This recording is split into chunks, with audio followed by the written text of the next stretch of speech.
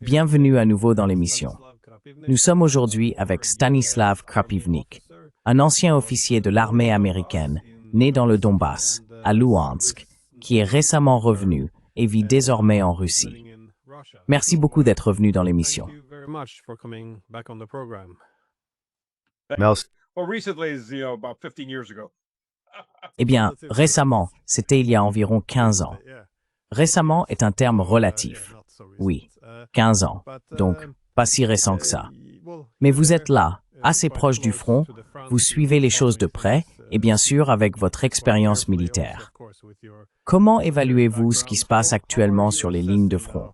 Parce que par le passé, ce qui se développait d'un mois à l'autre se produit maintenant presque jour après jour. Alors, qu'observez-vous exactement?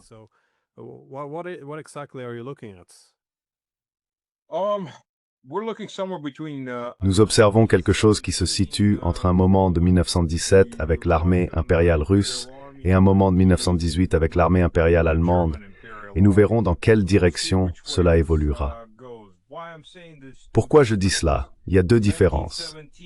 En 1917, l'armée impériale russe s'est effondrée moralement.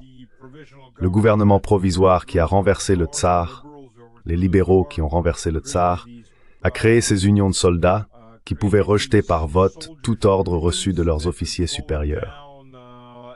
Il y eut donc le chaos sur le front russe. Certaines unités ont simplement jeté leurs armes et sont rentrées chez elles, d'autres n'ont combattu qu'en défense, et d'autres encore sont restées et ont tenté de poursuivre l'offensive. À l'inverse, l'armée allemande en 1918 s'est totalement désintégrée. Les soldats sont simplement rentrés chez eux, en masse.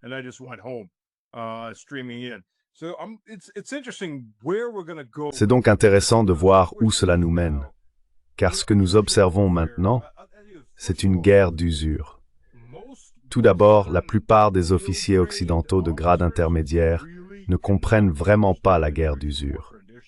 Ils sont tellement enfermés dans la logique de la guerre de manœuvre qu'en les écoutant, on se rend compte qu'ils n'ont aucune idée de ce que la guerre d'usure implique. Ils sont plus modérés. Ils n'arrivent pas à sortir des grandes manœuvres, des opérations à l'échelle d'une division ou d'un corps d'armée. Mais la guerre d'usure ne comporte pas beaucoup de mouvements au début. À la fin, cependant, elle engendre des mouvements gigantesques. Car une fois que l'on atteint le point où l'ennemi est épuisé, il ne peut plus tenir le front, il ne peut plus engager de troupes pour stopper les percées. Une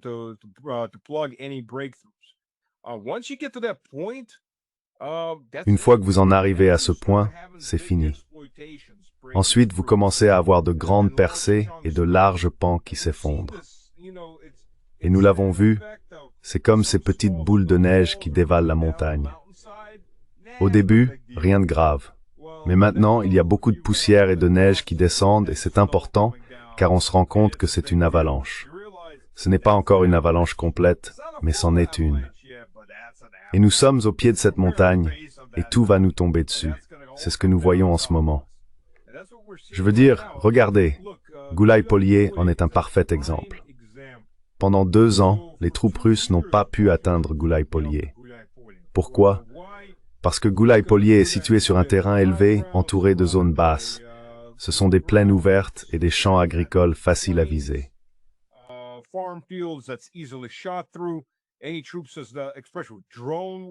Toutes les troupes, surtout avec la guerre par drone, toutes les troupes qui avançaient ne pouvaient approcher que par le sud.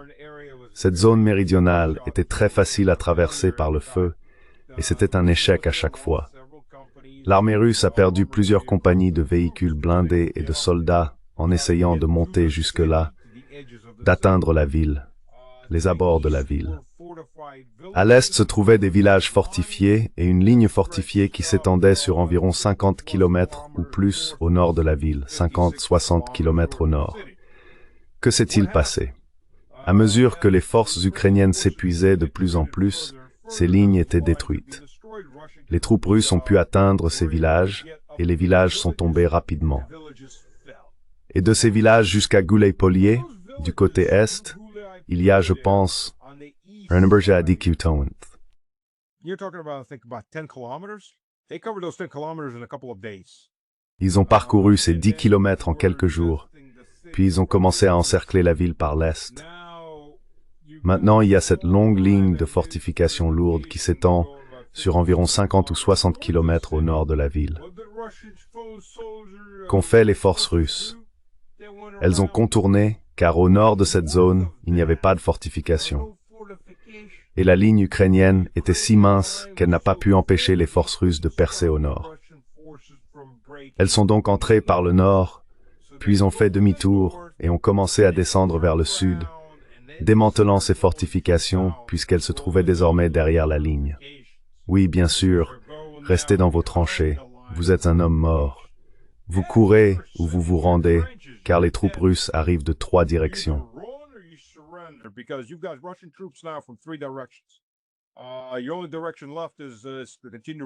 La seule direction qu'il te reste est de continuer à descendre vers Gouleïpoli. Et une fois Gouleïpoli tombé, la majeure partie de la région de Zaporijia, qui n'est pas sous contrôle russe, n'est plus qu'un champ ouvert, jusqu'au Dniepr où se trouve la ville de Zaporijia. Il n'y a qu'un seul pont qui traverse le Dniepr, et au-delà, il est vraiment difficile de défendre la zone. C'est un espace relativement dégagé. Donc on assiste à un effondrement. On assiste à un effondrement parce que l'Ukraine a été épuisée au point de ne plus pouvoir se battre. Le moral s'effondre. Vous savez, le procureur général d'Ukraine a ouvert 400 000 dossiers de désertion. Pour donner un ordre d'idée au public, ça correspond à l'ensemble des forces armées de la France et du Royaume-Uni réunies.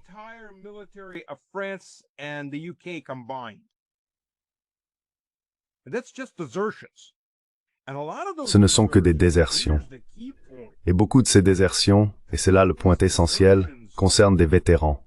Des vétérans qui se battent depuis 1 an, 2 ans, certains depuis 3 ans ou plus. Mais ils ont compris une chose, ils quitteront ce champ de bataille de 2 façons possibles. Soit ils finiront en cadavres, ramassés plus tard dans un sac mortuaire, soit ils partiront sur une civière. C'est la seule issue pour eux. Alors ils se disent, vous savez quoi, merci bien, je ramasse mes petits soldats dans le bac à sable et je rentre chez moi. Allez tous au diable. Et ils sont des dizaines de milliers à partir ainsi. Alors, que peut-on dire des autres, ceux qu'on a enrôlés de force dans la rue?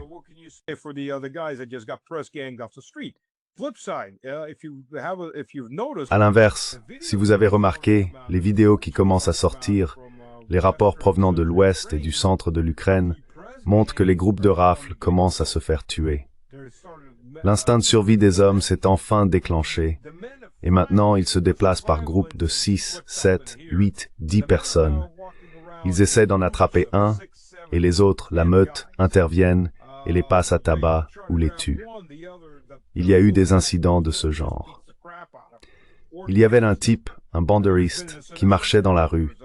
Un banderiste d'un groupe de rafles l'appelle « Donne-moi tes papiers ». Hors de question. L'homme attrape le bras de quelqu'un, et le premier sort un couteau et le lui plante dans la gorge. Fin du groupe de rafles.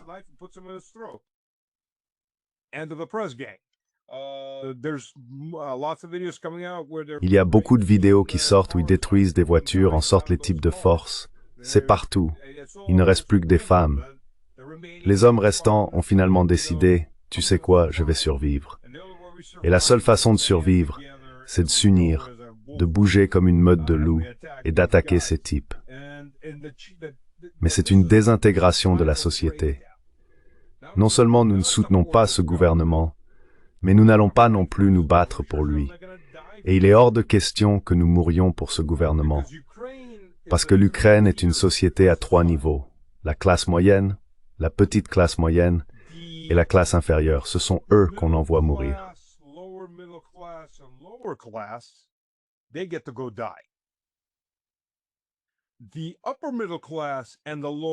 La haute classe moyenne et la petite noblesse meurent.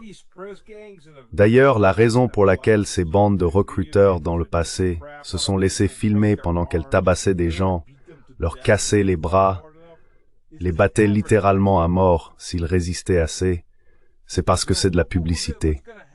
Vous savez, regardez ce qui va vous arriver. Ou bien vous pouvez venir me donner $10 000 et je vous rédige un petit papier blanc, un formulaire disant que vous n'êtes pas apte au combat. C'est votre carte de sortie de prison. Plus 5 000, en fait, je crois que c'est 20 000, 25 000 maintenant. Vous savez, l'inflation. Donc cette classe de gens achète sa sortie et se tire ensuite d'Ukraine.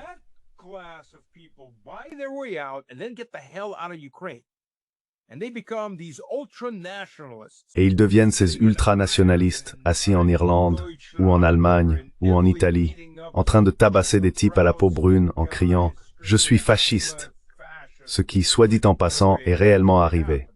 2 fois. Il y avait une vidéo en 23, des types criant « Je suis fasciste ». Super, vous êtes tous fascistes. Génial. Où êtes-vous? Aussi loin du front que possible.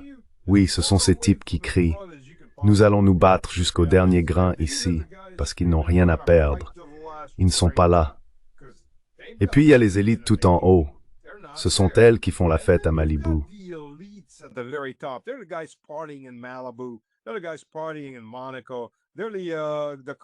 Ce sont eux qui font la fête à Monaco. Ce sont ces voitures que déjà en 2022, les Moldaves filmaient, des voitures ultra chères avec des plaques ukrainiennes planquées en Moldavie. Puis ils ont fini par se déplacer ailleurs, vers des endroits plus propices à la fête. Et ce sont eux qui diffusent l'hymne ukrainien. L'hymne? Oui, l'hymne. Désolé, petit trou de mémoire. En jouant l'hymne ukrainien, tout en faisant des body shots et en se comportant de manière débridée. Voilà donc les 3 niveaux de la société ukrainienne. Je veux dire, ce n'est pas une société qui va gagner une guerre. Ce n'est pas une société cohérente. Mais c'est ce qui s'est formé aujourd'hui.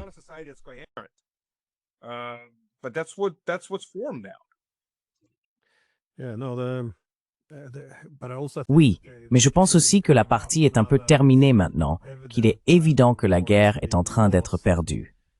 La seule question est de savoir si elle sera perdue rapidement ou lentement, avec davantage de victimes. Et on voit beaucoup de discours vraiment inquiétants venir d'Europe en ce moment.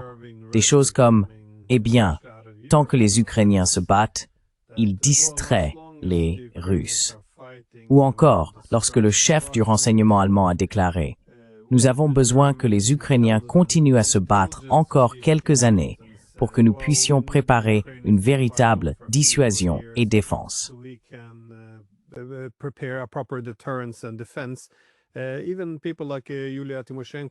Même des personnes comme Yulia Tymoshenko, qui était, vous savez, la candidate présidentielle favorite de l'OTAN, sont sorties pour dire que cela confirmait nos pires craintes, que nous ne sommes que de la chair à canon pour les Européens, afin qu'ils puissent gagner du temps face aux Russes et, vous savez, affaiblir l'adversaire. Je veux dire bon sang, même Zelensky lui-même a dit cela en mars 2022, que de nombreux pays encourageaient l'Ukraine à s'engager dans une guerre longue plutôt que d'accepter l'accord de paix, parce qu'ils pouvaient ainsi affaiblir un rival stratégique. Et ils le voulaient, malgré la destruction de l'Ukraine.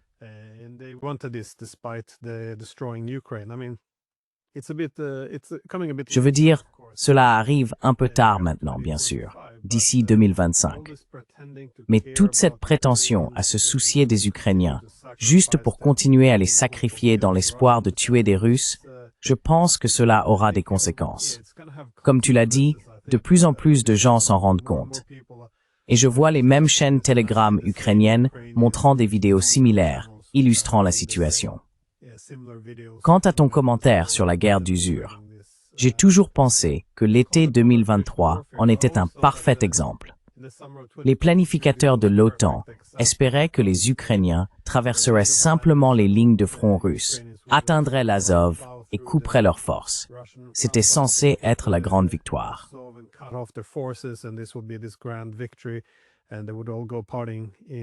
Et ils allaient tous faire la fête en Crimée. Mais ensuite, bien sûr, ils menaient une guerre d'usure, et on voyait donc les pertes massives augmenter du côté ukrainien. Peu à peu, leurs capacités de combat se sont affaiblies. Donc oui, la guerre d'usure est assez différente. Mais à mesure que nous entrons dans les phases finales, il est difficile d'imaginer que cela s'éteigne simplement. Il semble y avoir aujourd'hui beaucoup d'incitations à combattre, à intensifier à tenter de sauver la situation. On entend de plus en plus parler de la nécessité d'envoyer peut-être des troupes, d'aider les Ukrainiens, toutes ces propositions venant surtout des Britanniques, mais aussi de plus en plus des Allemands. Qu'en pensez-vous? Croyez-vous que les Européens entreront dans cette guerre?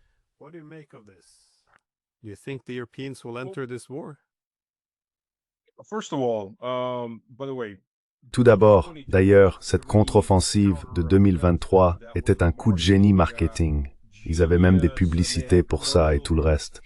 C'est comme un mauvais film où le protagoniste dit « Je vais prendre ma jambe droite et la mettre dans ton oreille gauche ». Oui, à aucun moment dans l'histoire humaine, je pense, un général n'a dit « Hé, assurez-vous qu'il sache exactement quand et où nous serons parce qu'on ne veut pas qu'il soit surpris ».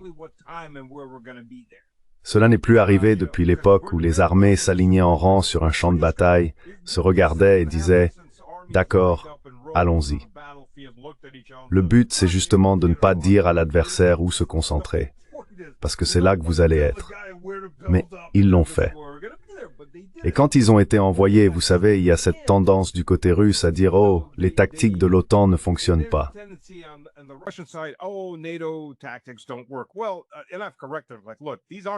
Eh bien, et je l'ai corrigé. Écoutez, ce ne sont pas des tactiques de l'OTAN.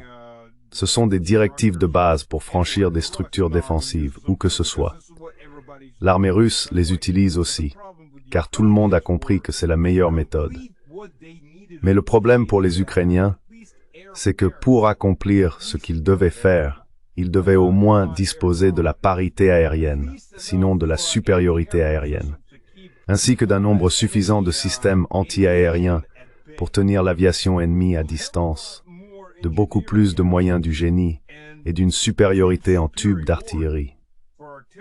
La supériorité en artillerie à tubes et en roquettes permettrait de neutraliser l'artillerie ennemie et ses positions de tir pendant qu'ils essayent de franchir le parcours d'obstacles mis en place contre eux.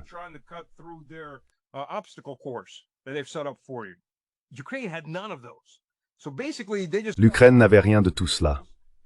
En gros, ils ont simplement reçu beaucoup de véhicules blindés. Il leur manquait beaucoup de stratégie ou beaucoup de tactiques essentielles et ils ont été envoyés à la mort. 85 000 morts pour prendre 120 km², ce qui peut sembler peu à certains, mais en réalité, cela fait environ 12 km de large sur 10 km de profondeur. C'est à peu près le taux de perte de la Première Guerre mondiale pour des morceaux de territoire de cette taille. C'est un minuscule morceau de terre pour perdre 85 000 morts et je ne sais combien de blessés. On peut estimer environ 2 fois plus de blessés. Alors, à partir de là, que feront les Européens?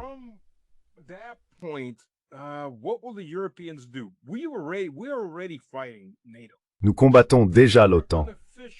Nous combattons officieusement l'OTAN. Vous savez, quand les Polonais subissent 10 000 pertes, ce n'est pas parce qu'ils sont des mercenaires. Je veux dire, ils sont déguisés en mercenaires, mais ce sont des bataillons entiers qui partent soudainement comme mercenaires, puis reviennent et reprennent du service. Ce sont des rotations pour rendre les gens compétents au combat. Mais ils subissent des pertes. Cela fait partie du processus pour devenir compétent au combat. On subit des pertes, on se fait tirer dessus. Les Finlandais font la même chose.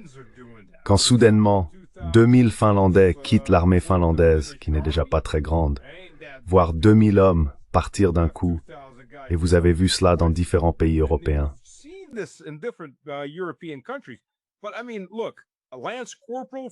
je veux dire, regardez, un caporal du régiment parachutiste, mort de l'armée anglaise. Vous pensez qu'il est le seul là-bas? Ça ne fonctionne pas comme ça. Ce n'est pas un déserteur, ce n'est pas un instructeur. Alors qu'est-ce qu'il est, bon sang? C'est un soldat de ligne. Eh bien, s'il y a un caporal, alors quelque part il y a un sergent, et tout un groupe de soldats, et probablement quelques officiers. Il se peut qu'un bataillon entier soit là en train de se battre. Au moins une unité de la taille d'une compagnie. Vous savez, donc oui, nous combattons l'OTAN telle qu'elle est. Nous sommes déjà en guerre avec l'OTAN. L'OTAN n'a simplement pas encore hissé ses drapeaux. Macron, c'est l'un des problèmes avec Macron. Macron va devoir expliquer des centaines de Français morts, qu'ils soient légionnaires français ou, légionnaires franco-russo-ukrainiens.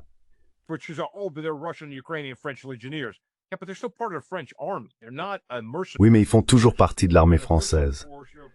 C'est pas une force de mercenaires, c'est une force officielle. Vous faites partie de l'armée française, probablement la meilleure partie. Comment expliquez-vous cela? Le sujet est revenu plusieurs fois dans la politique française.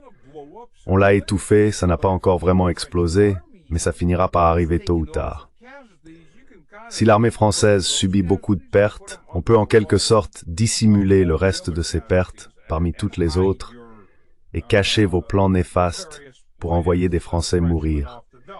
Des plans en vigueur depuis 4 ans.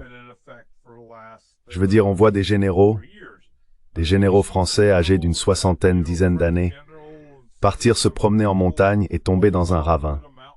Vous savez, beaucoup d'accidents de voitures impliquant des officiers de l'OTAN, des crashs d'avions, des crashs d'hélicoptères.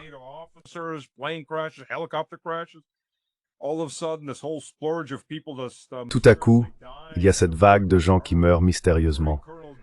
Un colonel américain, un colonel des marines qui meurt soudainement dans son lit après être soi-disant allé quelque part. On découvre soudainement son corps sans vie. Quand on commence à examiner tout ça, ça ne tient tout simplement pas debout. Parce que si cela arrivait régulièrement chaque année, mais non, ça se produit seulement maintenant.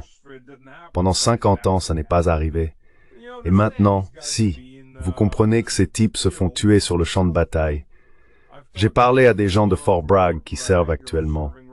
Ils disent, oui, on sait tous que des gars se font tuer là-bas. Les familles sont indemnisées pour garder le silence. Et ils se font tuer. Et nous le savons. Donc c'est, vous savez, un de ces secrets de Polichinelle. Malheureusement, je pense qu'on y est déjà. Au moins dans une certaine mesure.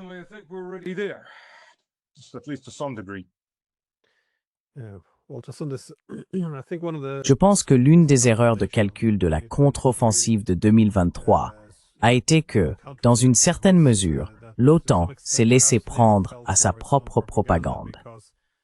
Dans la guerre traditionnelle, le territoire n'est pas ce qu'il y a de plus important. Il s'agit d'épuiser l'adversaire. Il semblait que la Russie avait décidé de resserrer cette longue ligne d'approvisionnement faiblement défendue, en se repliant de Kharkov et de Kherson pour créer des positions très resserrées et bien défendues, principalement la ligne Surovikin dans la région de Zaporojie. Dans les médias de l'OTAN, tous les récits étaient diffusés parce qu'il fallait galvaniser le public en vue de la victoire. Nous allons vaincre la Russie. Et ainsi de suite.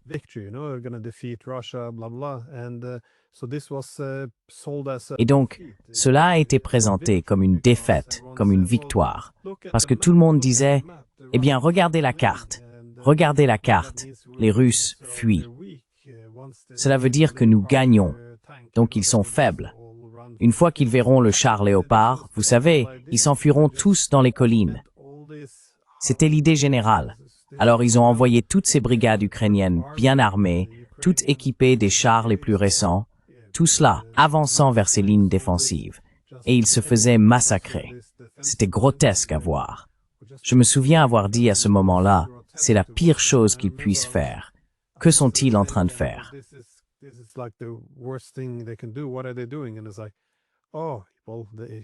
Et c'est comme, oh, eh bien si tu critiques, ça veut dire que tu essayes simplement de réduire le soutien public. Donc le soutien public doit être constant, ce qui conduit à ces récits stupides et tellement autodestructeurs. Je veux dire, en 2023, il y avait même des généraux ukrainiens qui apparaissaient dans le Washington Post en disant, eh bien, nous ne voulions pas faire ça, nous savions que ce serait un désastre. Mais tu sais, les Américains nous disaient, eh bien, il faut le faire. Donc encore une fois, c'est là que les décisions étaient prises.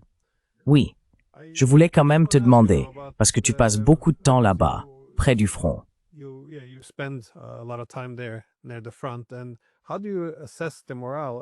Et comment évaluez-vous le moral des troupes russes? Car une hypothèse clé était que tandis que les Ukrainiens se battaient pour leur patrie, le moral des Russes commencerait à baisser au fil de la guerre, puisqu'ils étaient les agresseurs. C'était censé n'être qu'une guerre pour le territoire, pour le pouvoir, donc leur morale devait s'effondrer. Mais toute l'hypothèse selon laquelle les Russes considéreraient cela comme une menace existentielle a été rejetée comme de la propagande bon marché. Je pense aussi que l'on a négligé la façon dont les Russes eux-mêmes ressentaient la situation sur place. Je ne sais donc pas à quel point vous avez parlé à des soldats russes, comment ils perçoivent ce combat et quelle est leur morale.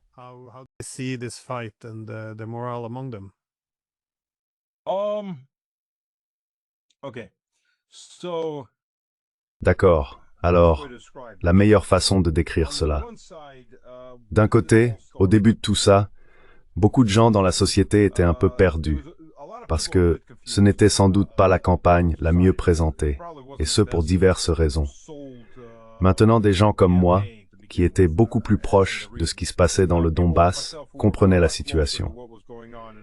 Les habitants du Donbass sont les Russes les plus nationalistes que vous puissiez trouver, parce qu'ils ont payé leur russité de leur sang et de celui de leurs enfants. Et ce sentiment s'est répandu, il se propage à travers la Russie, parmi une grande partie de la population. La crise existentielle, les gens l'ont comprise, mais elle ne nous a pas encore touchés de près.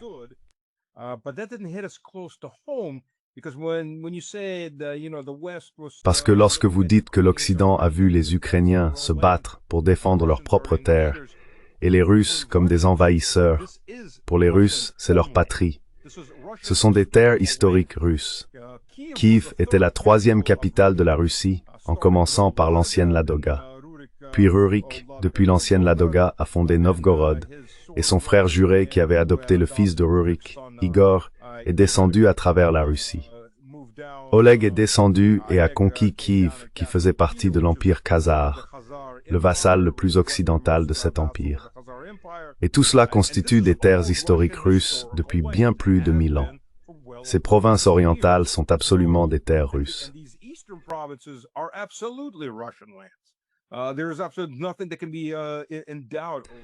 Il n'y a absolument aucun doute sur ce qu'est la Novorossia. Pour les Russes, ce n'est pas seulement une crise existentielle, c'est un combat pour la patrie, c'est une terre russe, c'est pour la Sainte Russie. Et n'oubliez pas, il y a beaucoup d'unités cosaques et de nombreuses unités de volontaires chrétiens orthodoxes qui se sont formées et qui continuent de recruter et de bâtir des communautés. Ils y vont avec l'emblème du Christ, le visage du Christ sur un drapeau ou des anges ou autre chose du genre. Je veux dire, j'ai moi-même un insigne comme celui-là. Ils y vont, et c'est pour la Sainte Russie. Vous savez, nous nous battons pour l'orthodoxie.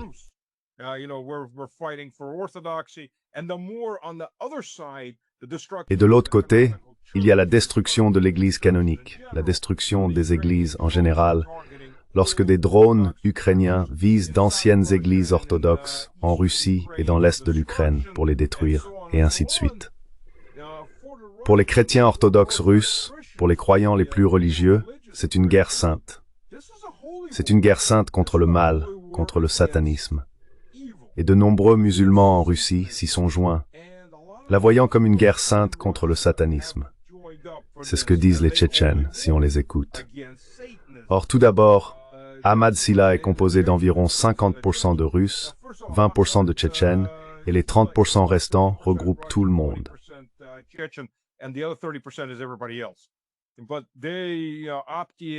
Mais eux, Optia et d'autres, ont dit la même chose. C'est une guerre sainte. Vous savez, les Russes mènent la guerre sainte. Et il y a un vieux dicton, les Tchétchènes soutiennent les Russes parce que les Russes sont soutenus par Dieu. Et c'est tout à fait littéral. Je veux dire, pour les Européens de l'Ouest, cela va être un choc pour l'Européen occidental moderne, anti-chrétien, anti-religion, anti-tout. Mais pour nous, cela prend une autre dimension. Oui, d'un côté, Vladimir Vladimirovitch et les autres essayent d'y mettre un peu le frein. Mais c'est ainsi que cela se développe très rapidement au sein d'une grande partie de la population russe.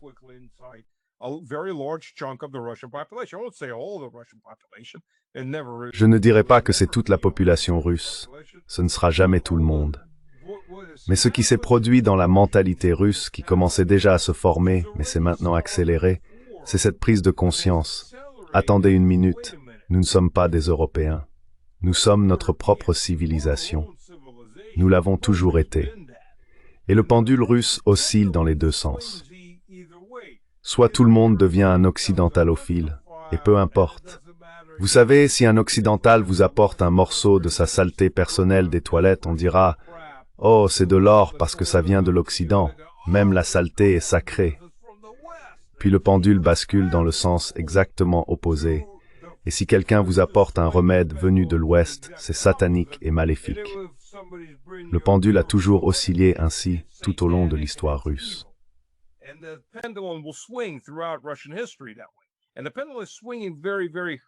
Et le pendule oscille très très vite dans l'autre direction, où les Russes se souviennent à nouveau que, eh bien, vous savez quoi?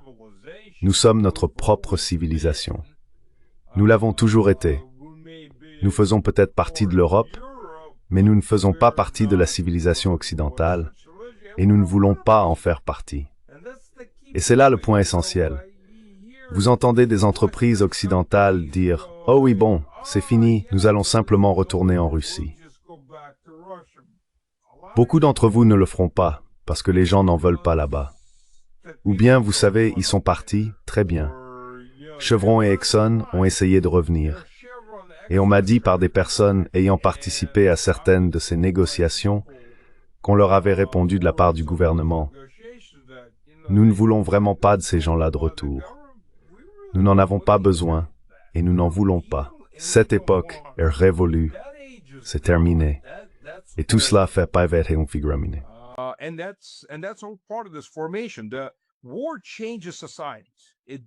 La guerre transforme les sociétés, c'est vrai. Elle acquiert sa propre dynamique, sa propre culture, et elle peut accélérer des changements qui auraient pris 20, 30 ou 40 ans. Ils se produisent alors en 3 ou 4. Ou bien des changements qui n'auraient peut-être jamais été aussi loin finissent par aller beaucoup plus loin. Et ces dirigeants européens qui pensent qu'une fois tout cela terminé, les affaires reprendront comme avant. Ce ne sera pas le cas. La Russie a pris conscience de sa force. Elle a résisté aux super sanctions. La peur des sanctions en Russie était immense. Ne vous méprenez pas. En 2021, 2022, avant qu'elles ne soient réellement imposées, beaucoup de gens ressentaient une peur tangible de ce que les sanctions allaient provoquer et de la manière dont tout cela allait se dérouler. Et vous savez, c'est une chose de menacer quelqu'un ou de promettre une punition, mais c'en est une autre de la mettre réellement en œuvre.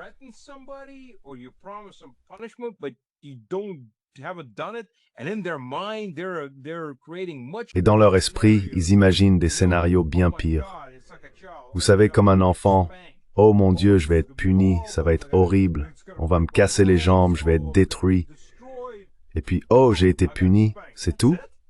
Vraiment? Bon, je vais rester dans le coin pendant 20 minutes après ça. J'ai pu faire tout ce que je voulais avant. Finalement, ce n'est pas si terrible. » Et c'est la même chose qui s'est produite avec toutes ces menaces venues de l'Ouest. Elles sont tombées, et les gens se sont dit, ce n'est pas si grave.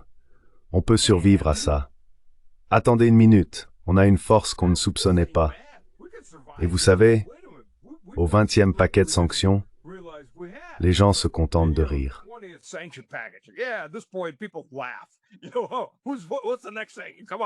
Tu sais, quelle est la prochaine étape?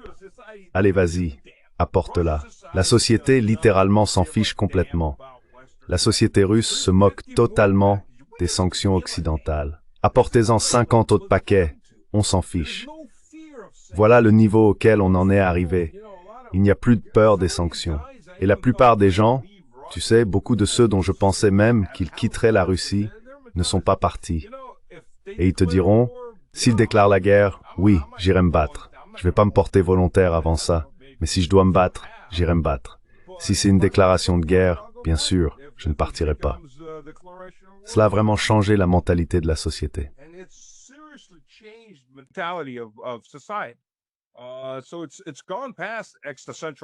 Ainsi, on est passé d'une crise politique existentielle pour l'État à « nous nous battons pour la Sainte Russie ». Cela fait partie de... Eh bien, même les provinces, la façon dont on en parle maintenant, ce sont les nouvelles anciennes provinces, parce qu'elles faisaient autrefois partie de la Russie et qu'elles en font à nouveau partie.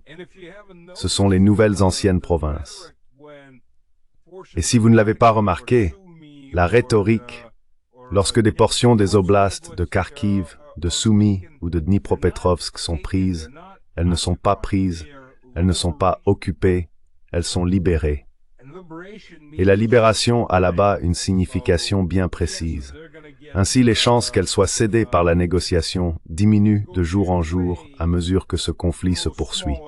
C'est un changement profond de mentalité.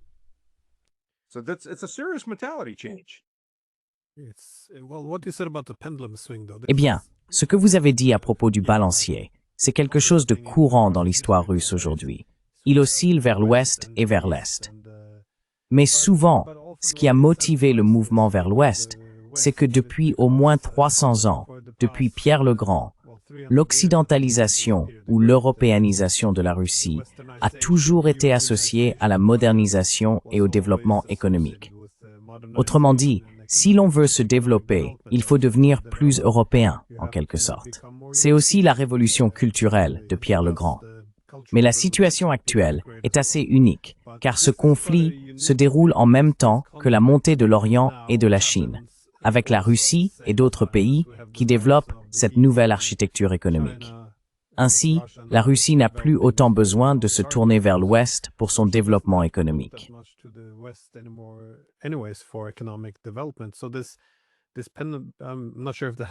Je ne suis pas sûr que cela ait contribué à faire pencher le balancier davantage vers l'Est cette fois-ci, étant donné qu'il existe désormais une voie de développement économique avec des partenaires très différents. Mais il y a eu quelque chose d'intéressant que j'ai vu dans certains rapports ukrainiens. Il y avait des discussions sur ce qu'il fallait faire des prisonniers de guerre qui étaient ukrainiens. Car beaucoup de soldats russes capturés parmi les prisonniers de guerre sont en réalité des Ukrainiens, ou du moins d'anciens Ukrainiens, originaires du Donbass. La discussion portait sur la marche à suivre. Fallait-il les remettre à la Russie, puisque techniquement, ce sont nos gars? C'était l'argument. Bien sûr, eux pourraient ne pas être d'accord avec cela. Mais c'est intéressant. Si tu es dans le Donbass, tu es né là-bas.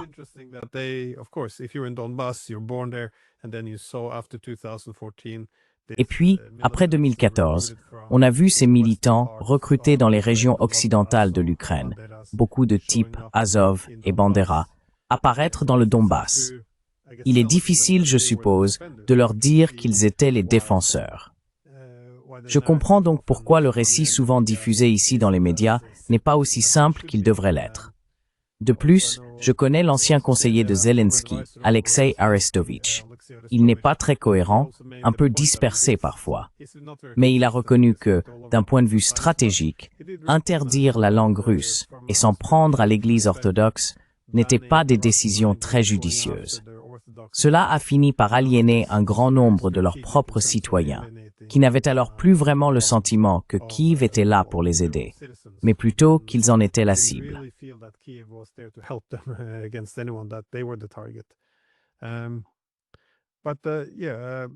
Oui, Poutine a fait remarquer que si les Européens décidaient d'entrer dans cette guerre, eh bien, il a dit qu'il s'agissait en réalité d'une guerre des Européens de l'Ouest contre la Russie en utilisant les Ukrainiens. Mais il a aussi ajouté que si la guerre éclatait et qu'il s'y impliquait plus directement, la Russie était prête. Et il a précisé qu'il ne combattrait pas les Européens de l'Ouest de la même manière qu'ils avaient combattu les Ukrainiens, car les Ukrainiens étaient, vous savez, un peuple frère, et qu'au moins ils défendaient leur propre pays.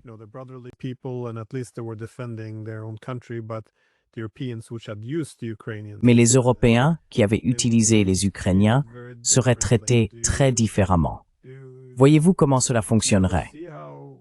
Je veux dire, cela se transformerait-il en guerre d'usure si les Européens intervenaient? Parce que je pense que le scénario rêvé du point de vue occidental, c'est un contrôle total de l'escalade, où l'on envoie simplement le nombre de troupes souhaitées, soit pour combattre en Ukraine, soit pour porter la guerre en Russie. Mais l'hypothèse, je crois, est que le conflit se déroulerait de manière similaire. Et je pense que c'est ce que Poutine essayait de faire comprendre.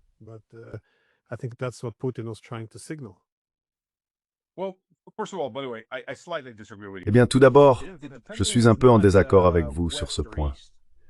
Le balancier n'est ni à l'ouest ni à l'est. Il a toujours oscillé entre l'extérieur et l'intérieur. Et l'extérieur a toujours signifié l'Occident, jamais l'Orient. L'Orient, c'était surtout des nomades barbares ou des États islamiques qui ne pouvaient absolument pas être acceptés, comme la Turquie, par exemple, dans le modèle russe. Nous avons mené 13 guerres contre eux et en avons gagné 11.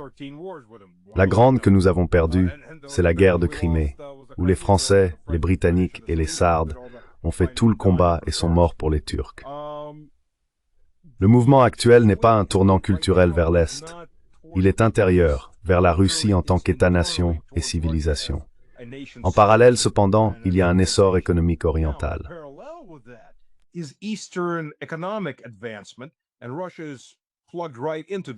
Et la Russie s'y est parfaitement intégrée, après avoir tourné le dos à de nombreux marchés et liens d'Europe occidentale et centrale.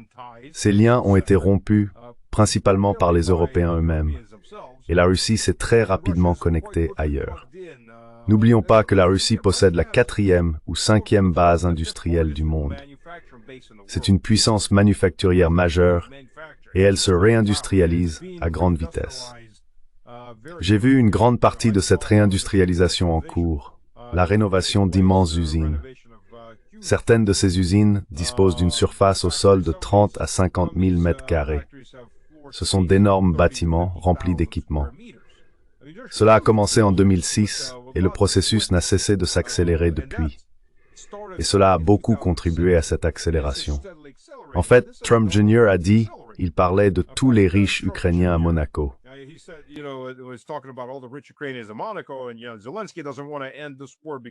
Et, vous savez, Zelensky ne veut pas mettre fin à cette guerre parce qu'il vole de l'argent.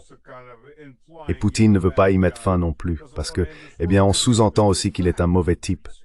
Il ne veut pas mettre fin à la guerre parce qu'il construit des usines. Construire des usines, c'est pourtant pas mal. Attendez une minute, il y a quelque chose que je ne comprends pas ici. Donc les Russes s'industrialisent. C'est mal? Eh bien non. Pour nous, c'est en fait plutôt bien. Et la Chine et l'Est ont créé cette alternative pour la Russie. Maintenant, vous savez, un peu de culture chinoise est apparue parce que des magasins ont ouvert et vendent des produits d'épicerie ou des bonbons chinois. Mais dire que la Russie dit « nous voulons être comme la Chine », non, absolument pas. Il n'y a rien de tout cela. Rien de comparable à ce que nous avons vu dans les années 1990 vis-à-vis de l'Occident.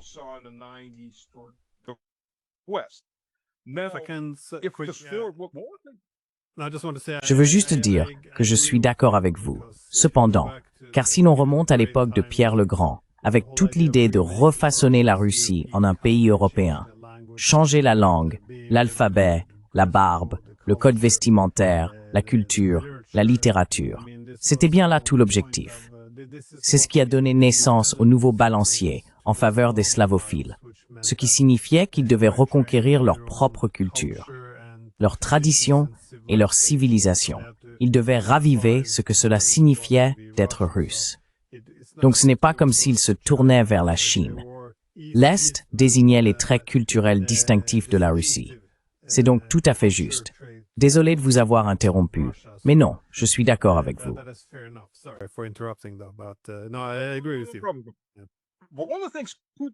L'une des choses que Poutine a dites aux Européens, c'est « Ne pensez pas que nous allons vous combattre de la même manière.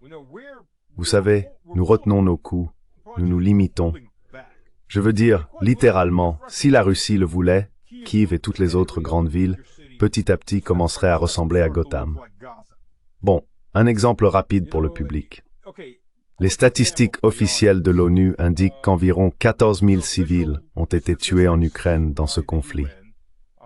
Bien sûr, ce qu'elles ne précisent pas, c'est que la plupart de ces civils se trouvent du côté russe, car ils sont tous comptés dans ce chiffre ambigu d'Ukrainiens, même s'ils ne se considèrent pas comme tels. Mais bref, 2 millions d'Ukrainiens morts et l'OTAN, et les mercenaires, et tout le reste.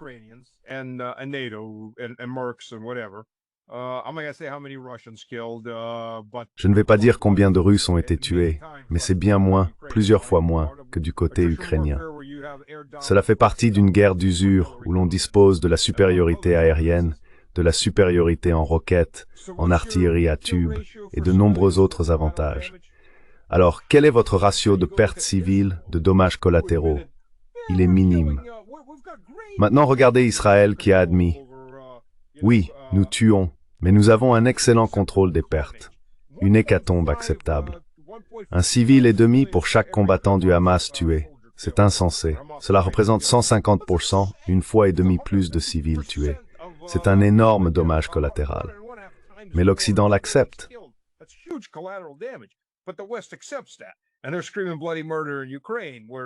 Et il crie au meurtre en Ukraine, où la Russie fait tout ce qu'elle peut pour ne pas tuer de civils. Tu as 400 ou 500 drones et roquettes qui arrivent, et quoi, 4 ou 5 personnes sont tuées. En général parce qu'elles se trouvent au mauvais endroit, au mauvais moment, ou qu'un débris leur tombe dessus parce que l'artillerie antiaérienne installée en plein centre-ville abat quelque chose. Et tu sais, la gravité fonctionne toujours. Personne n'a libéré l'Ukraine des lois de la physique. Ce qui monte finit par redescendre. Au moins la Terre finit par le rattraper, selon la façon dont on veut interpréter la gravité. Mais le fait est que ça retombe toujours sur la tête de quelqu'un. Et c'est ça, le taux de perte, comparé à quoi?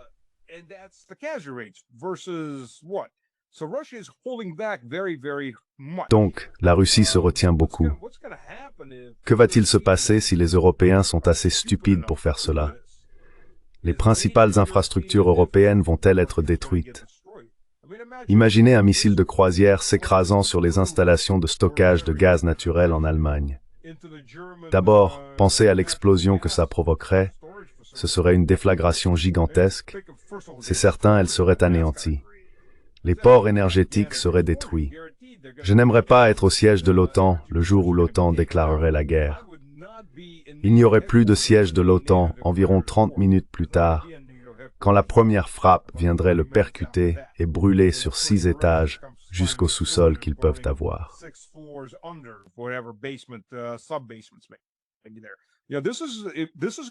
Cela va être d'un tout autre niveau, et la Russie dispose de l'armement nécessaire. La Russie utilise moins de 40% de sa puissance militaire en Ukraine. Il y a plus de 300 000 soldats au sol stationnés à l'extérieur de l'Ukraine. Ils sont régulièrement relevés, les bataillons se relaient, ils acquièrent de l'expérience au combat, passent 6 mois en première ligne, puis sont relevés. Une autre unité vient prendre leur place, et ainsi de suite. Ils veillent à ce que tout le monde ait suffisamment de repos. J'ai des amis qui sont revenus pour 1 mois ici, 1 mois là, pour prendre des vacances, voir leur famille, et ainsi de suite.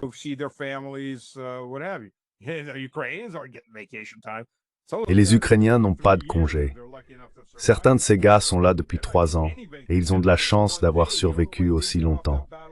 Ils n'ont droit à aucun congé, pas même un jour.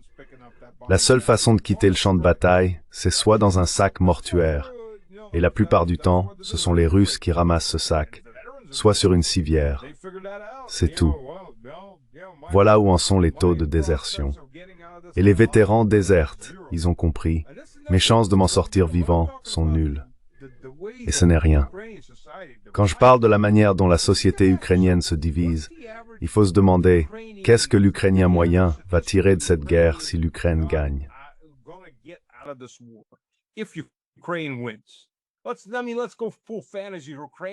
Je veux dire, imaginons le scénario le plus fantaisiste. L'Ukraine prend Moscou et gagne sur tous les fronts. Qu'est-ce que l'Ukrainien moyen en retire? Une dette pour les 10 prochaines générations, des soins médicaux payants qu'il ne peut pas se permettre, des systèmes scolaires détruits qu'il ne peut pas se permettre, pas de retraite. Aucune terre, aucune ressource n'appartient aux Ukrainiens. La plupart des oligarques ukrainiens ne possèdent même plus ces régions. Voilà. Il n'y a rien pourquoi le peuple ukrainien puisse se battre. Il est instrumentalisé. Et cela, d'ailleurs, je pense que c'est l'une des plus grandes craintes une peur à double facette parmi les élites occidentales. Premièrement, que le soldat ukrainien moyen finisse par s'en rendre compte.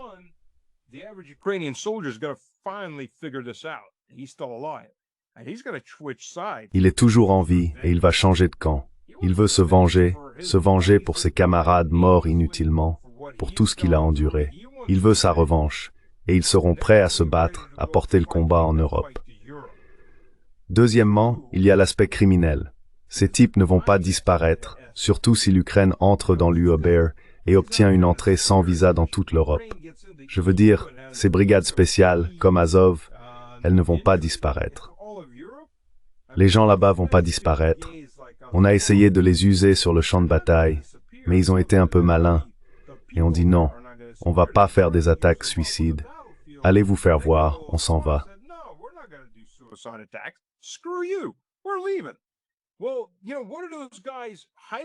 Eh bien, vous savez, l'un de ces types, hautement qualifiés, aguerris au combat, bien armés, que vont-ils faire? Vous regardez le prochain pire cauchemar pour l'ensemble de l'UOME. Vous voyez une mafia à laquelle ils ne sont pas préparés à faire face.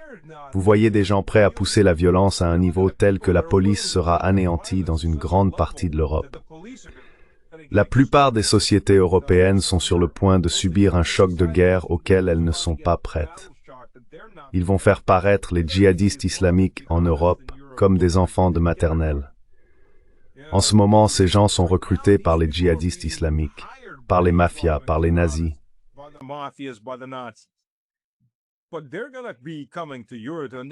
Mais ils vont venir dans un quartier près de chez vous quand ces frontières s'ouvriront et ils les traversent déjà alors que les armes circulent. L'Europe a un problème. Enfin, l'UME, pour être précis, a un problème. Elle n'a aucune idée de ce qu'il faut faire. Comme je l'ai dit, cela va faire paraître les djihadistes islamistes attaquant les marchés de Noël comme un simple jeu d'enfant. Quand ces types arriveront, et s'ils viennent pour se venger, alors l'Europe est fichue. Fichue pour de bon, parce que ces hommes auront beaucoup de sang à verser. Et ce n'est même pas tant idéologique que personnel. Une vengeance pour les 3 dernières années, s'ils croient vraiment qu'ils ont été trahis.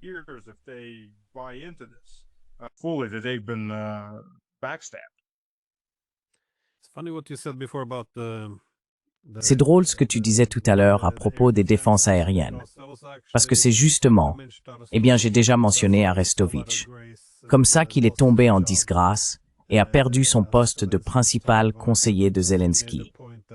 Il avait fait remarquer que lorsqu'un missile avait frappé un immeuble résidentiel en Ukraine, c'était en réalité les défenses aériennes qui avaient dévié et l'avaient touché. Mais tu sais, il faut rester fidèle au récit selon lequel c'était simplement les méchants Russes qu'ils avaient délibérément visé des civils. C'est donc, je pense, comme ça qu'il a fini par être écarté du cercle rapproché de Zelensky. Oui, désolé.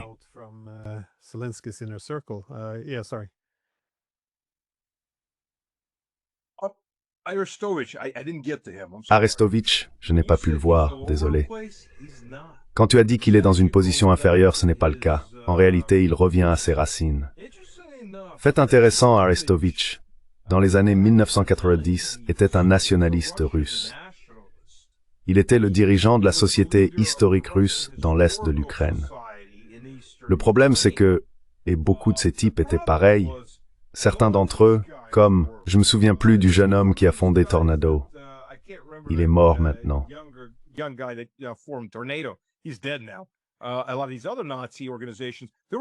Beaucoup de ces autres organisations nazies étaient en réalité des nationalistes russes.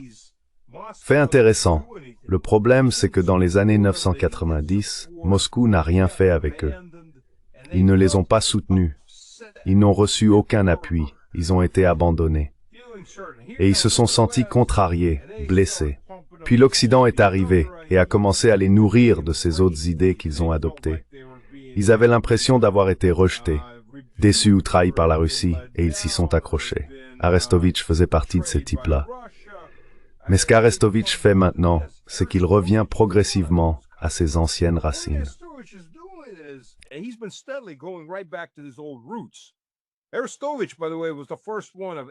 Arestovitch, d'ailleurs, a été le premier parmi tous ceux du camp occidental à dire « Regardez contre qui vous vous battez ». Ces soldats russes, ces officiers qui savent qu'ils partent dans une attaque potentiellement suicidaire pour percer les lignes, ils y vont, priant Dieu, nous combattons pour la Sainte Mère Russie et en avant. Il a dit, vous affrontez un peuple complètement différent maintenant. Vous ne les battrez pas, car ils sont mus par une idéologie d'un autre ordre. Ce n'est pas l'idéologie soviétique. Ce n'est pas un combat pour le peuple ou pour les travailleurs. Non, c'est une guerre religieuse. Il a été l'un des premiers du côté occidental à commencer à le dire.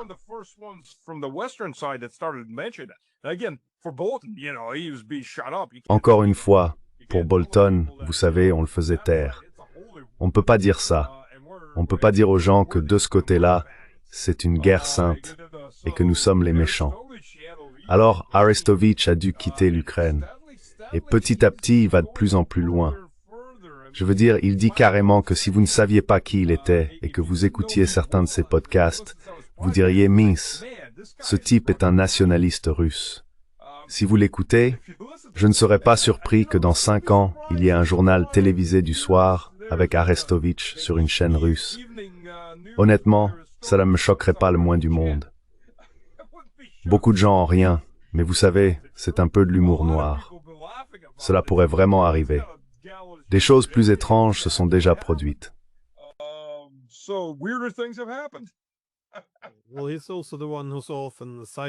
Eh bien, c'est aussi lui qu'on cite souvent, parce qu'il avait fait remarquer, déjà en 2019, on peut le voir dans l'interview, que la seule façon d'adhérer à l'OTAN serait de provoquer une guerre avec la Russie.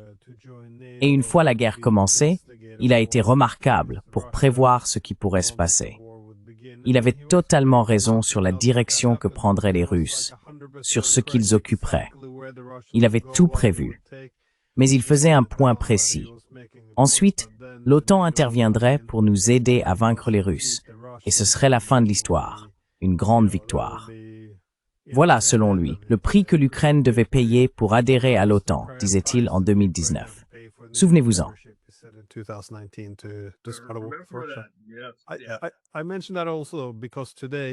J'ai mentionné cela aussi parce que aujourd'hui, ou peut-être il y a 2 jours, il y a un colonel suisse, ancien officier du renseignement, Jacques Baud, qu'il cite. Mais il y a seulement 2 ou 3 jours, il a été sanctionné par l'Union européenne parce qu'il est accusé de diffuser de la propagande pro-russe.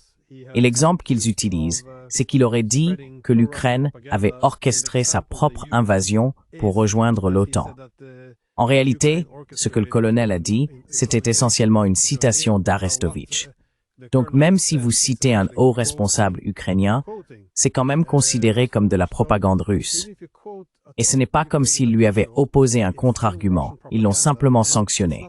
Un colonel suisse. Oui, un officier du renseignement. Franchement, c'est complètement fou. Je l'invite tout le temps dans mon émission.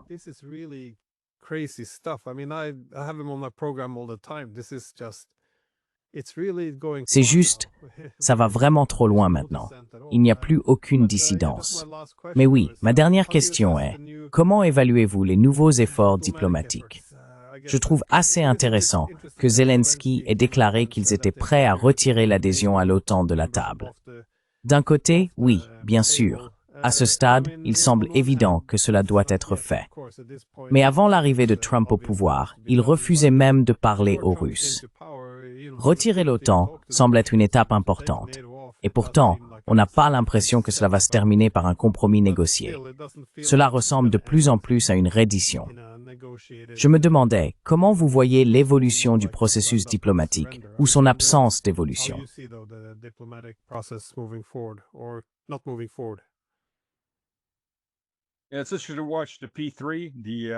C'est intéressant de voir le P3, le pianiste pénien, autrement dit le gobelin narco ou le gobelin vert, prendre du recul. Sérieusement, je dirais, c'est une comparaison un peu grossière, mais je comparerais cette soi-disant diplomatie à la masturbation. Ce n'est pas du sexe, c'est de la masturbation. Ce n'est pas de la diplomatie. C'est le service au volant du Happy Meal des efforts diplomatiques. Vous savez, il n'y a pas de plan. Commençons déjà par ça. 28, 29, 22, 19. Je ne sais pas combien de points. C'est une séance de remue-ménage. Et réfléchissons à quelques trucs qu'on pourrait mettre sur ce papier, ce qu'on pourrait faire pour ça. Ah d'accord, faisons une amnistie, faisons ceci, faisons cela. Donc, vous avez trouvé 28 points. Ce n'est pas un plan à proprement parler. C'est juste un tas de points vaguement liés entre eux.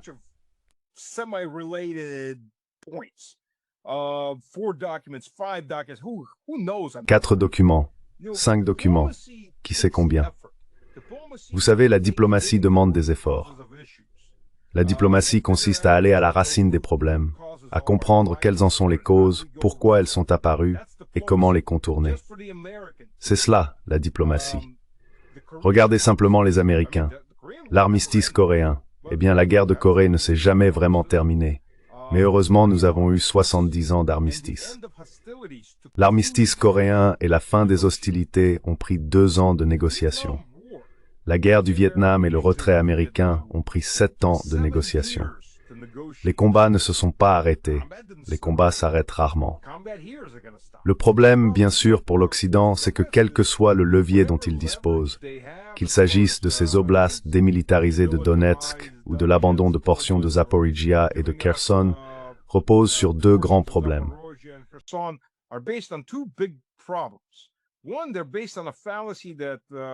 Premièrement, elle repose sur la fausse idée que Vladimir Vladimirovitch serait une sorte de dictateur capable de faire tout ce qu'il veut. Ce n'est pas le cas. Avant tout, c'est un juriste. Commençons par là. Il est extrêmement légaliste. Il a une constitution. Et cette constitution interdit noir sur blanc. Lisez la constitution russe, mesdames et messieurs du gouvernement européen non élu. Noir sur blanc. On ne peut pas céder un seul centimètre carré du territoire russe. Point final. C'est un motif de destitution. Voilà. Ce territoire ne sera pas abandonné. Démilitariser l'oblast de Donetsk ou quelque chose du genre. Pourquoi faire? Pour un enfer criminel où l'on pourrait faire venir n'importe quel nombre de terroristes et tirer à travers la frontière, et ainsi de suite. Il est évident que c'est ce qui se passerait.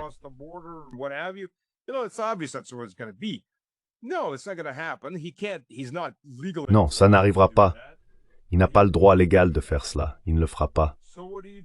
Alors que fais-tu maintenant? L'autre problème, c'est que le peu de levier qu'il reste s'évapore. Au moins une 12aine de kilomètres carrés par jour, et cette évaporation s'accélère. Que fais-tu quand Uliaïpol tombe et que la moitié de la province de Zaporizhia, encore aux mains des Ukrainiens, s'effondre sur le champ? Il ne te reste que la ville de Zaporizhia. L'armée russe va-t-elle s'arrêter là? Bien sûr que non. Ils peuvent prolonger les négociations d'1 semaine et prendre la ville en même temps. Tu vois, et ainsi de suite. Et ensuite, que se passe-t-il? Eh bien, cela signifie que ces territoires sont tous entre les mains des Russes. Odessa est coupée, Mykolaïv est coupé, Poltava est coupé, Kherson est coupé, Tchernihiv est coupé, Soumy est coupé.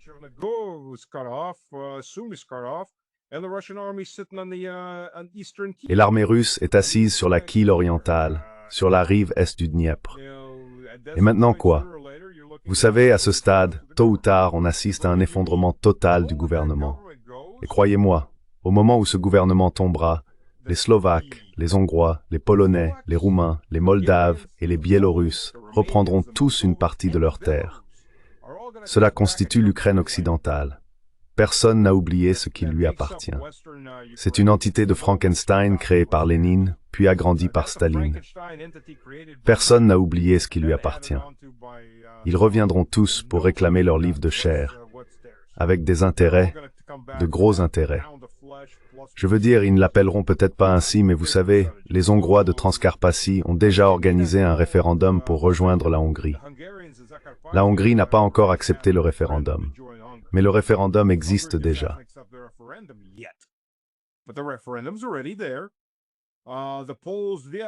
Les Polonais, oui, les Polonais pourraient entrer dans un protectorat. Eh bien, appelez cela comme vous voulez, mais qu'est-ce que ce sera? Ce sera un territoire polonais. Même chose pour les Slovaques, même chose pour les Roumains. Vous savez, tout le monde va y aller. Ce sera une course au territoire dans toutes les directions. Donc vous savez, des jours intéressants à venir, ou des mois intéressants, peut-être un an et demi. Pour l'Occident, il est très important d'amener les Polonais à se battre, car ainsi ils ne peuvent pas simplement reprendre leurs anciens territoires et dire « D'accord, merci, les Russes sont là-bas, nous sommes ici, nous avons ce qu'il nous faut, faisons la paix ». C'est la dernière chose que vous voulez, que la paix éclate. Donc si vous pouvez faire en sorte que les Polonais se battent activement, ou que les Roumains se battent activement, alors vous savez, cela brouille pas mal les cartes. Nous verrons.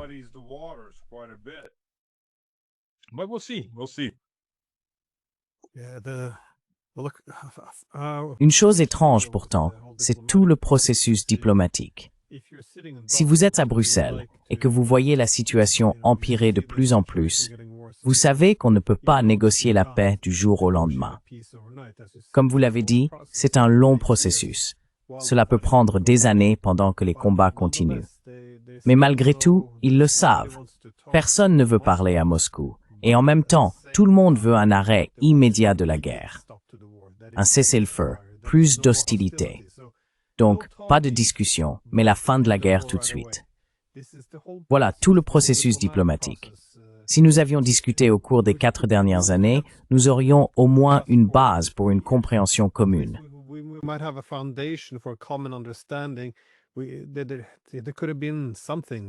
Il y avait peut-être quelque chose dans cette obsession, comme des enfants dans la cour de récréation, selon laquelle il fallait exclure Moscou. Tout le processus diplomatique a disparu, et maintenant il ne reste plus personne pour sauver la situation. C'est vraiment la diplomatie, ou plutôt un échec spectaculaire de celle-ci. Et c'est, vous savez, à une époque où tout le monde doit être étiqueté pro-ceci ou pro-cela. Je veux dire, il aurait été bénéfique pour tout le monde d'avoir quelques discussions en cours, simplement pour établir un point de départ vers une sécurité commune. Mais non, il n'y a vraiment rien. C'est assez extraordinaire que cela ait réellement été permis. Mais oui, nous en sommes là. Alors, des réflexions finales avant de conclure.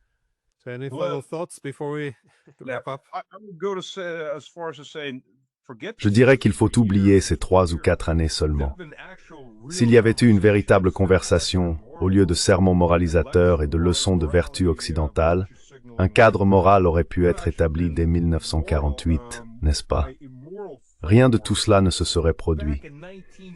Je veux dire, regardez, lorsque l'OTAN était en train d'être formée et établie en 1949, Staline avait en réalité demandé à rejoindre l'OTAN pour un pacte de sécurité européen. Bon sang, la guerre froide n'avait pas besoin d'avoir lieu.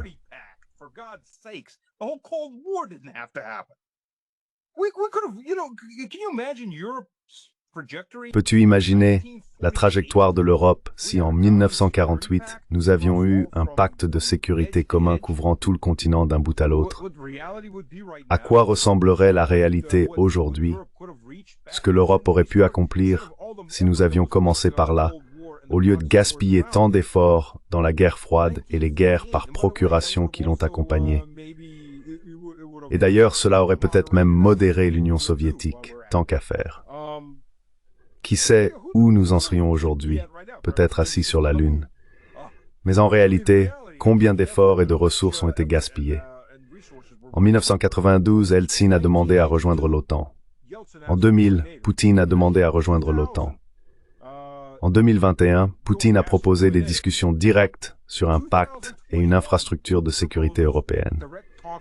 Et maintenant, nous sommes en guerre. Franchement, on peut parler d'occasions manquées. Les unes après les autres, simplement ignorées. Ignorées, ignorées, ignorées. C'est exactement le contraire de ce que cela aurait pu être depuis 4-20 ans.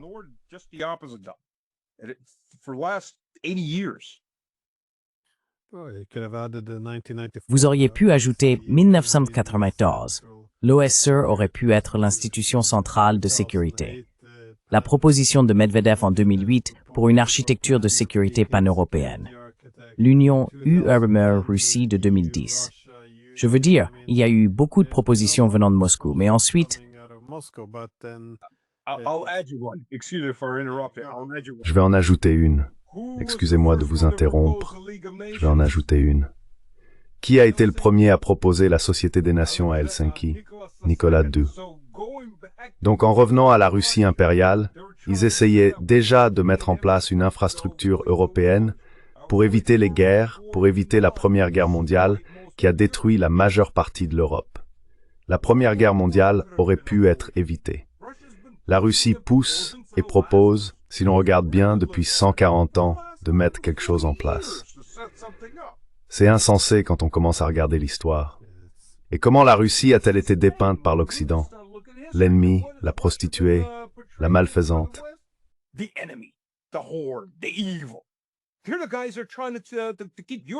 Ce sont eux qui essayent d'empêcher l'Europe de s'entre-massacrer. L'Europe semble très décidée à massacrer quelqu'un. Quelqu'un doit être massacré. Sinon, la seule chose qui semble unir l'Europe dans une quelconque organisation, c'est « allons nous amuser à massacrer quelqu'un ou les uns les autres ». C'est insensé. Mais bon sang, tout le siècle dernier, le soi-disant âge d'or de l'Europe, la destruction de cet âge d'or qui a commencé en 1914, aurait pu être évité. Tout cela aurait pu être évité. Les 140 dernières années d'histoire auraient pu être différentes.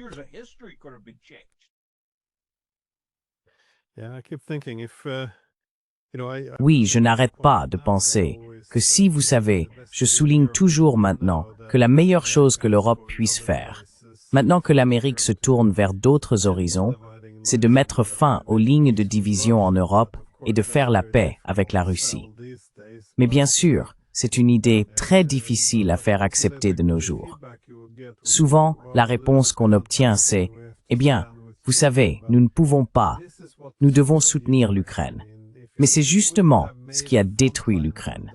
Je veux dire, si nous n'en avions pas fait une ligne de front, l'Ukraine aurait pu prospérer comme un pont entre la Russie et l'Union européenne. Elle aurait pu être... C'est juste... Non, c'est très déprimant de voir comment tout cela s'est déroulé. Mais encore une fois, voilà le problème. Quand les mêmes politiciens restent au pouvoir, ils ne font que s'entêter, peu importe à quel point la situation se dégrade. Alors peut-être avons-nous simplement besoin de sang neuf, d'une nouvelle façon de penser. Un test de QI avant au moins un test d'histoire ou d'économie. Comprenez-vous l'économie? Absolument.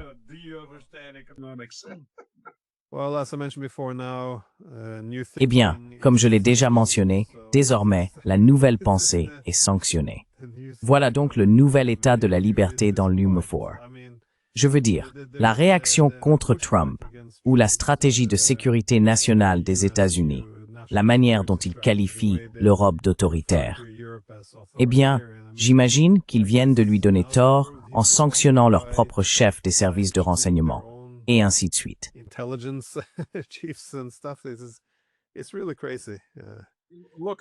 C'est complètement fou. Oui. Regardez l'Angleterre, c'est un goulag à ciel ouvert. Je ne sais pas comment décrire autrement le Royaume-Uni qu'en tant que goulag à ciel ouvert.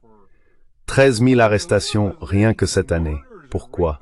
Pour des gens qui, je veux dire, ils libèrent littéralement des meurtriers et des violeurs parce qu'ils n'ont pas assez de place pour ceux qui ont dit « je n'aime pas ce type » ou « t'es un idiot » ou « on a trop d'immigrés ». Quelle infraction ont-ils réellement commise? Ah, crime de pensée.